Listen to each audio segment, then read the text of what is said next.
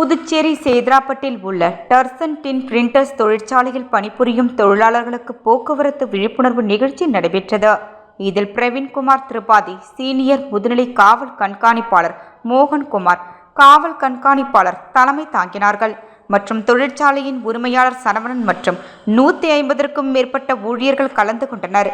இந்த நிகழ்ச்சியின் போது தொழிற்சாலையின் உரிமையாளர் அனைத்து ஊழியர்களுக்கும் தலைக்கவசம் நிர்வாகத்தின் சார்பாக வாங்கி தருவதாக உறுதியளித்துள்ளார். மற்றும் பணிக்கு வரும்போது ஊழியர்கள் கட்டாயம் தலைக்கவசம் அணிந்து வந்தால்தான் தொழிற்சாலை உள்ளே அனுமதிக்கப்படுவார் என்றும் கூறியுள்ளார்.